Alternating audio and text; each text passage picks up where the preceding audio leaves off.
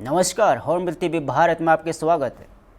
राजधानी लखनऊ में आज उत्तर प्रदेश के मुख्यमंत्री योगी आदित्यनाथ ने जनता दर्शन कार्यक्रम के दौरान आम लोगों की समस्या सुनी और प्रदेश के अलग अलग जिलों से पहुंचे नागरिकों ने अपनी शिकायतें मुख्यमंत्री के सामने रखी।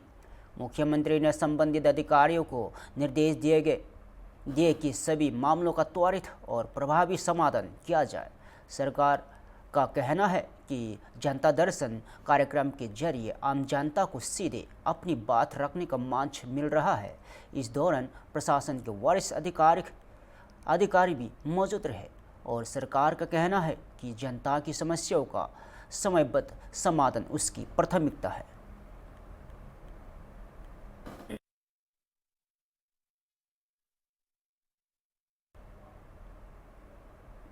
राजधानी लखनऊ में महाशिवरात्रि के पावन अवसर पर श्रद्धा और भक्ति का अद्भुत संगम देखने को मिला। अलीगंज स्थित ऐतिहासिक गुलाचीन मंदिर समेत शहर के सभी प्रमुख शिव मंदिर में सुबह से ही भक्तों की भारी भीड़ उमड़ पड़ी और हर हर महादेव और बोलबम के जयकारों से मंदिर परिसर गूंज उठा। श्रद्धालुओं ने भगवान शिव का जलाभिषेक, दुग्धाभिषेक और रुद्राभिषेक कर परिवार की सुख समृद्धि और खुशहाली की कामना की। कई श्रद्धालुओं ने व्रत रखकर विधान से पूजा अर्चना की और मंदिरों से विशेष श्रृंगार, भजन कीर्तन और रात्रि जागरण का आयोजन किया गया और प्रशासन की ओर से सुरक्षा के कड़े इंतजाम किए गए थे और लंबी कतारों से श्रद्धालु शांतिपूर्वक अपनी बारी का इंतजार करते नजर आए। और एक श्रद्धालु ने बताया कि महाशिवरात्रि के दिन भगवान शिव और माता पार्वती के विवाह हुआ था, इसलिए इस दिन विशेष पूजा और उपवास का महत्व है। महाशिवरात्रि के अवसर पर पूरा शहर शिवमय नजर आया और देर रात तक मंदिरों में भक्तों की आस्था का सैलाब उमड़ता रहा।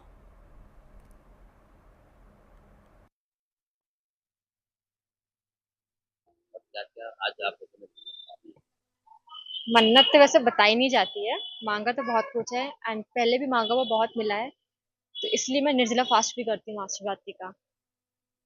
क्या क्या आज खास रहा? खास यही रहा, सुबह उठी, पूजा करा और भगवान के दर्शन करने आए हम लोग, सब लोग मिलके। अभी जाना है और भी मंदिर में दर्शन करेंगे हम लोग, तो काफी पॉजिटिव वाइब्स रहती हैं आज के दिन की। तो आज के दिन क्या कहना चाहेंगे लोगों से? यही क्या कहना चाहूंगी, भगवान का नाम लीजिए, भोलेनाथ पर श्रद्धा रखिए, आज के दिन जो मांगते हैं वो मिलता है। नहीं, हम शिव जी की पूजा के बिना मेरा सुबह ही नहीं होती है और आज का दिन मेरे लिए बहुत ही शुभ है कि जो है व्रत भी है और भगवान के दर्शन करने आए हैं और वही पंचमुखी मंदिर खुल जाए तो यहाँ पे हमको कार्ड भी रखना है अपनी बेटी की शादी का। आज के दिन का कितना महत्व है? आज ही के दिन का तो बहुत महत्व है, शिव जी की पूजा जो है आज का दिन का तो बहुत महत्व है। शिव जी की शादी हुई थी, आज ही के दिन तो मेन है, जो चीज मांगेंगे सब मुरादें पूरी होती है। मध्य प्रदेश के छतरपुर से इस वक्त की बड़ी खबर। बागेश्वर धाम में आज 300 बेटियों का सामूहिक विवाह कराया जा रहा है। पीठाधीश धीरेन्द्र कृष्ण शास्त्री के अनुसार कार्यक्रम में 10 से 15 लाख लोगों के पहुंचने की संभावना है। आयोजन को लेकर व्यापक तैयारियां की गई है। खास बात यहां है कि इस वर्ष का कन्या विवाह महोत्सव अंतर्राष्ट्रीय स्वरूप ले चुका है और 9 देशों के राजदूत भी नव विवाहित जोड़ों को आशीर्वाद देने कार्यक्रम में शामिल होंगे और भारी भीड़ को देखते हुए प्रशासन और आयोजकों ने सुरक्षा और व्यवस्थाओं के पुख्ता इंतजाम किए गए हैं। 300 बेटियों का यह कन्या विवाह महामहोत्सव का आज वो पावन पल है जहां 7वां कन्या विवाह महामहोत्सव एक मठ मंदिर की दान पेटी से इतना बड़ा परोपकार का कार्य लोगों के द्वारा, समाज के द्वारा सबके साथ लगभग 305 बेटियों का यह कन्या विवाह महामहोत्सव है, जिसमें पूरे देश के संत महंत पहुंचे हैं। आज भी बहुत संत पहुंच रहे हैं और उनको हम नव दाम्पत्यमय जीवन में गृहस्थ जीवन में प्रवेश करने पर आज शिवरात्रि के पावन पर्व की ढेर सारी शुभकामना देते हैं। लाखों लोग, लगभग 4-5 लाख लोग यहाँ पहुंचे हैं और 5 लाख से ज्यादा लोग यहाँ पर अभी वर्तमान में पहुंच गए हैं और शाम तक 10 लाख से ज्यादा लोग पहुंचने की संभावना है। 10 से 15 लाख लोगों की पहुंचने की संभावना है, जिसकी तैयारी विधिवत रूप से कर दी गई है।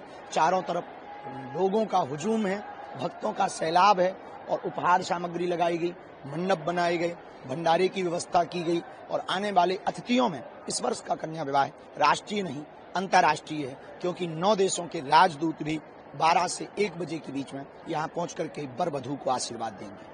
305 बेटियों के आज दामाद आ रहे हैं, किस तरीके से तैयारियां हैं दामाद के लिए? घोड़े, बैंड बाजे की? बैंड बाजा है, घोड़ा है, उनके स्वागत की व्यवस्था है, यहाँ बैठने की उत्तम और उचित व्यवस्था है।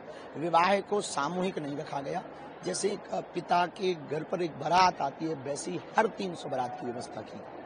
आज कितना खास पल है आपके लिए, जहाँ से आज 305 बेटियों को आज विदा करने जा रहे हैं? भगवान की 1600 करीब बेटियां। भगवान की बहुत अनुकंपा और कृपा है कि हम ये समाज सेवा के कार्य में कुछ सेवा कर पा रहे हैं और हम देश में एक उदाहरण प्रस्तुत करना चाहते हैं कि मठ मंदिरों की दान पेटियों से बेटियों का घर बसाया जाए। तो सबसे ज्यादा खुशी यदि किसी को है वो हमको है, पर गम इस बात का भी है कि आज बेटियों की विदा हो जाएगी। तो आज तक तो शिवरात्रि 15 फरवरी कर रहे थे, अब आगे फिर अगले वर्ष की तैयारी करेंगे। कल से फिर नई शुरुआत, फिर नया संकल्प लेकर के फिर नई तैयारी करेंगे। नई दिल्ली से बड़ी खबर। हेलेनिक नेवी के चीफ वाइस एडमिरल डिमित्रियोस एलेफेटेरियोस कतरास को साउथ ब्लॉक लॉन्च में औपचारिक गार्ड ऑफ ऑनर दिया गया है।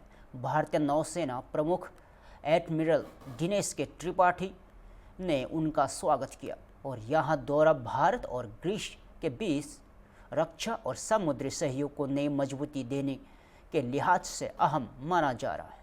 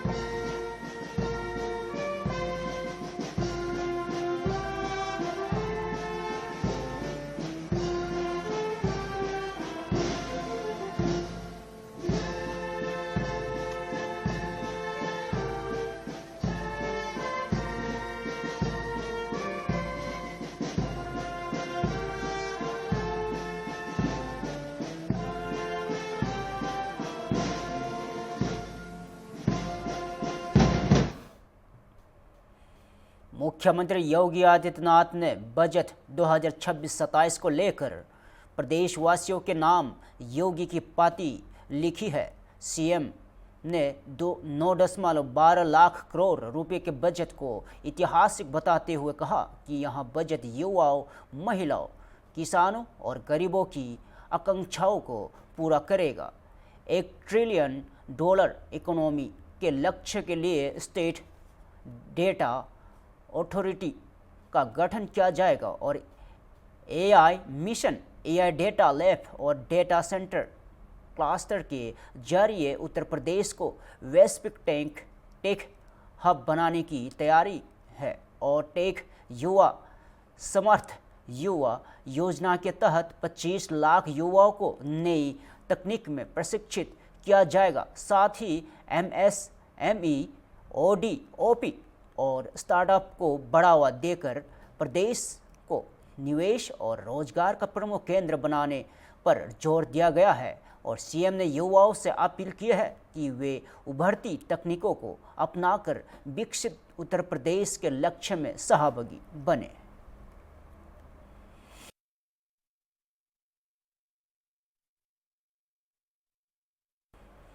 उत्तर प्रदेश से इस वक्त की बड़ी खबर है। उत्तर प्रदेश के 18 जिलों के जिला न्यायालयों को बम से उड़ाने की धमकी मिली है। लखनऊ, अयोध्या और वाराणसी सहित कई जिलों के कोर्ट को ईमेल के जरिए धमकी भेजी गई है। सूचना मिलते ही पुलिस और सुरक्षा एजेंसियां अलर्ट हो गई है। कोर्ट परिसरों की संघन जांच की जा रही है। बताया जा रहा है कि 2 दिन पहले भी इसी तरह की धमकी मिली थी। फिलहाल पुलिस मामले की जांच में जुटी हुई है।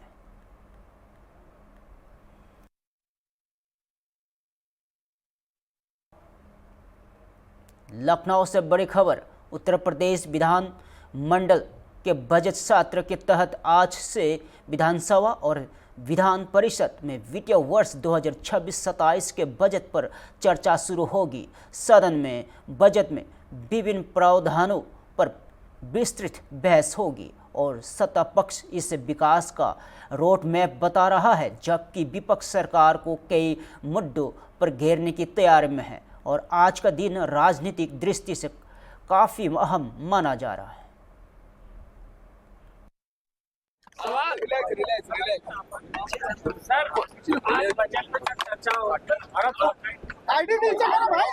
अगर बजट प्रस्तुत होता है तो बजट पे चर्चा होती है और बजट पे चर्चा करने के लिए हम लोग तो विस्तार से चर्चा करेंगे ही, लेकिन नकारात्मक सोच के साथ विपक्ष की जो भूमिका है वह निंदनीय है और इससे प्रगति का जो पथ है उत्तर प्रदेश का वह उनसे देखा नहीं जा रहा है। इसलिए विपक्ष के दल जब चुनाव होते हैं तो दुर्गति को प्राप्त होते हैं।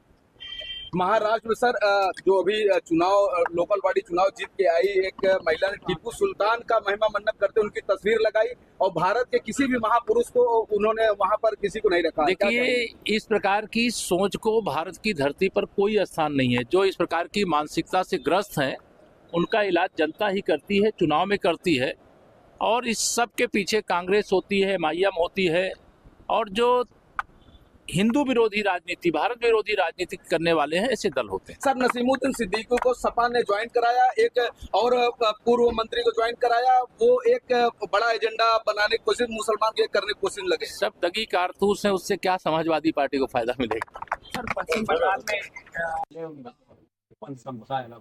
ठीक है, मोहन भागवत जी ने क्या बोला, लेकिन पहले इधर दिखाई दी क्या बोला उन्होंने। आप सोचो, वेदों वृद्ध नेता हैं हमारे माता प्रसाद पांडे जी और जो उनकी पत्नी होंगी उनके लिए क्या सुन जाएगी। अगर यही शब्द कोई विपक्ष का व्यक्ति अगर उनके किसी नेता के खिलाफ बोल देता तो क्या वो क्या बोलते और क्या बोलते थे, बुढ़िया शब्द बोला। ये इस तरह का शब्द बोलना चाहिए क्या? हम तो इनके ऊपर टिप्पणी करना चाहते हैं और कहना चाहते हैं और मौका लगेगा बोलने का तो उसका जवाब भी देंगे। बजट पर चर्चा होगी। बजट में जो बजट रहा है उन्होंने पूरा खर्च किया नहीं, 50% से ज्यादा किसी साल में बजट खर्च नहीं हुआ। कई डिपार्टमेंट ऐसे हैं जिसमें 20-30% बजट खर्च हुआ है। मेरा आज भी क्वेश्चन लगा हुआ है और आप समझिए जो स्वास्थ्य सेवाएं हैं वो किस तरीके से चरवाई हुई हैं और पूरे प्रदेश में क्या स्थिति उनकी बनी हुई है आप सब लोग समझ सकते हैं। कहीं पर कुत्ते लेटे हुए हैं और पीपीपी मॉडल पर ये लोग जो देने जा रहे हैं अस्पतालों को, जिला अस्पतालों को, क्या हालत होगी गरीबों की। हम और आप सब लोग उनके बारे में भी चर्चा करें जो वंचित हैं, शोषित हैं, पीड़ित हैं, कमजोर हैं। जहां तक पहला सवाल किया था मोहन भागवत जी का, मैंने देखा समय समय पर उनके बयान बदलते रहते हैं और जिस तरह का माहौल बदला देखते हैं उसी तरह के बयान उनके आ जाते। कांग्रेस पार्टी के नेता है, कर्नाटक सरकार में मंत्री है प्रियंक खड़गे, उन्होंने कहा कि RSS शैतान, बीजेपी उसकी छाया। इस तरह के बयान आ रहे हैं, क्या कहें? इनके साथ कांग्रेस के राष्ट्रीय अध्यक्ष भी हैं। कांग्रेस पार्टी के राष्ट्रीय अध्यक्ष उनके बेटे और उनके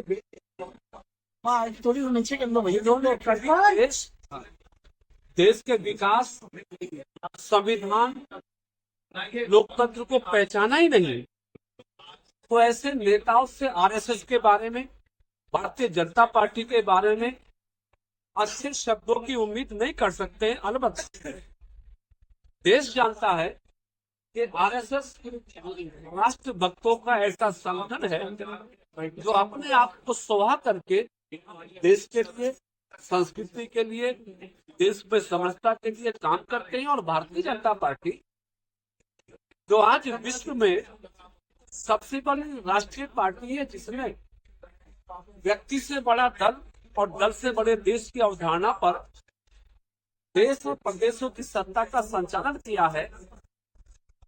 और प्रधानमंत्री जी की लोकप्रियता भारतीय जनता पार्टी का एजेंडा और लोक संकल्प पत्र के आधार पर लगातार देश में भी, देश के प्रदेशों में भी जनता का आशीर्वाद भारतीय जनता पार्टी को मिल रहा है। इसलिए खड़गे एंड फैमिली, उनको शायद इस बात का आभास हो गया है कि 2047 तक उनके लिए कोई वैकेंसी नहीं है, इसलिए उनके पास अब गाली देने के अलावा कोई रास्ता नहीं बचा। लेकिन देश की जनता कांग्रेस पार्टी के नेताओं की इन गालियों का जवाब हाँ, बजट बहुत अच्छा पेश हुआ है। समाज के हर वर्ग, हर तबके का ख्याल रखा गया है।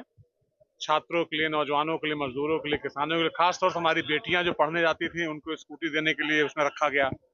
अभ्युदय योजना को और बढ़ाने का काम किया गया। जो गरीब, मजदूर, किसान, शोषित वंचित समाज के लोग थे, इनको पढ़ने की व्यवस्था की गई। हम लोग इस बजट की सराहना करते हैं। बहुत शानदार बजट है, प्रदेश को आगे बढ़ाने वाला है। अब ये उनकी अपनी मर्जी है। जो जिसको जहाँ जाना हो, जिसको जहाँ अच्छा लगता है वहाँ जाता है। कौन असर कुछ नहीं, कहीं कोई रहेगा। मोहन भागवत जी का कहना है भारत में रहने वाला प्रत्येक व्यक्ति हिंदू। हाँ, सही कह रहे हैं आप इत्तेफाक रखते हैं? बिल्कुल बिल्कुल, आदरणीय मोहन भागवत जी कहना बिल्कुल सही है। देखिए, ऐसा है, कन्वर्जन हुआ है जन्म से और नस्ल से, डीएनए से। तो प्रत्येक व्यक्ति हिंदू है, उनकी बात में पूरी तरीके से सहमत। कांग्रेस सरकार में मंत्री है प्रियंक खड़गे, उन्होंने कहा कि आरएसएस शैतान है, बीजेपी इसकी छाया। क्या कहकर इस तरह बयान दिया? वो खुद ही शैतान है। वो लोग वो खुद ही शैतान है। हाँ, महाराष्ट्र में समाजवादी पार्टी के जो मेयर है वो टीपू सुल्तान की तस्वीर लगा रहे हैं और किसी भी महापुरुष को नहीं लगा, सिर्फ टीपू सुल्तान दिख रहे हैं अकेले। अच्छा। हाँ, क्या कहेंगे? ये कांग्रेस और शिवसेना के लोग लगाएंगे। हाँ, अभी जानकारी हम देख लेते हैं, अभी पता करते हैं। उनका राज आया है और जनता के हितों की रक्षा के लिए उसकी मंशा के अनुरूप हम लोगों ने बजट भी बनाया और उत्तर प्रदेश सर्वोत्तम सबसे बड़ा बजट है। विपक्ष को तो बोलने का कोई हक नहीं है। उसे 5 बार सरकार बनाने का अवसर मिला था और 5 बार में उसने कुछ किया होता पिछड़ों, दलितों, शोषितों और प्रदेश देश की जनता के लिए, तो शायद वो सत्ता से बाहर नहीं होते। तो आज के दिन में जब बाहर हैं तो जो सत्ता से बाहर रहेगा वो, उसकी क्या आवाज कहा जा सकता। अब विपक्ष को बार बार हम कहते हैं ना कि बयानबाजी और पोस्टरबाजी वाली विपक्ष रह गई है, उसके पास कुछ रहने का। उनको विशेष मुद्दे उठाने चाहिए, समाज से, पिछड़ों से, दलितों, शोषितों से। अब जिसकी सोच यही हो सकती है कि भाई अनुसूचित मतलब चमार होता है, पिछड़े मतलब यादव होता है, विपक्ष के नेता वो बोल रहे हैं जिस तरीके से, क्या बोलना चाहिए कि एक देश में चमार बोलने पर अनुसूचित जाति अत्याचार निवारण अधिनियम से सजा होती है। अनुसूचित पहले 1931 में ही रोक लग गया। 1950 में भारत में संविधान बन गया कि अछूतपन का कोई अछूत कहेगा तो जेल चला जाएगा। इस तरीके का विपक्ष की आवाज है। कांग्रेस पार्टी के नेता है, कर्नाटक में मंत्री है प्रियंक खड़गे, उन्होंने कहा कि आरएसएस शैतान है, बीजेपी इसकी छाया। इस तरह बयान सब लगातार दे रहे हैं, क्या कहेंगे? ये सब लोग देश के लिए कलंक हैं और ये लोग आतंकवाद के एक तरीके से गिरोह के सरगना हैं। ये लोग मुसलमान को, बेचारों को जाहिल बनाकर 70 साल से वोट लेने का धंधा चला रहे हैं और मुसलमानों से उठवाते हैं अपना झंडा और बाद में उठवाते हैं। आज के दिन में मुसलमान, मैं चाहता हूं कि इसी देश के मुसलमान भी हैं, वो भी पढ़ें लिखें, आगे बढ़ें और इन समूह चक्कर में न आए। देखिए, धर्म बदल देने से कुछ नहीं होता। धर्म बदल गए बेचारे, उनकी गरीबी नहीं मिल सकता। देखिए, आज 4 दिन की बजट के ऊपर चर्चा है। देश का बजट जन कल्याण के लिए सरकार ने किया है। सभी सदस्यों से उस बजट के माध्यम से उनके क्षेत्र की, उनके जिले की, प्रदेश में उस बजट को कैसे उपयोग करने के लिए सुझाव आने के। मुझे लगता है कि बजट एक ऐसा विषय होता है जिसके ऊपर आपने बगल में लगाओ राज्यपाल के भाषण के ऊपर बोलना अधिकार, लेकिन मैं सभी सदस्यों से कहूँगा कि बात करें, विकास की बात करें, शहर के विकास और प्रदेश के विकास में जो उनका योगदान हो सकता है, जो सुझाव की सार्थकता भी जुड़ी होगी और विधायकों को विधानसभा सबकी भी सार्थकता। ठीक है सर, थैंक यू सर। 10 बार बोले हैं कि कैबिनेट पहले करके रखा गया। सर, कैबिनेट मंत्री संजय निषाद कह रहे थे कि आपने जो उनकी बात को लेके बात रखी है, आज वो सदन में आपको घेरने का काम करेंगे। घेरे हम जवाब देंगे। नई दिल्ली से बड़ी खबर। केंद्रीय गृह मंत्री अमित शाह ने दिल्ली पुलिस की 10 नई परियोजनाओं का शिलान्यास किया है। उन्होंने बताया कि दिल्ली को 10,000 कैमरों से जोड़ने की योजना के पहले चरण में 2,100 कैमरे लाइव हो चुके हैं, जबकि 15,000 से अधिक मौजूदा कैमरों को भी इस नेटवर्क से जोड़ा जा चुका है। अमित शाह ने कहा कि सेफ सिटी योजना से राजधानी की सुरक्षा व्यवस्था को नई मजबूती मिलेगी। 10 नई परियोजनाओं का भी आज यहाँ पर शिलान्यास हुआ है। पुलिस फैमिलीज वेलफेयर सोसाइटी के स्टॉल का भी कुछ ही समय के अंदर आज लोकार्पण होगा। और आज सबसे महत्वपूर्ण बात, सेफ सिटी प्रोजेक्ट, इसके पहले चरण का लोकार्पण करने का काम भी हुआ है।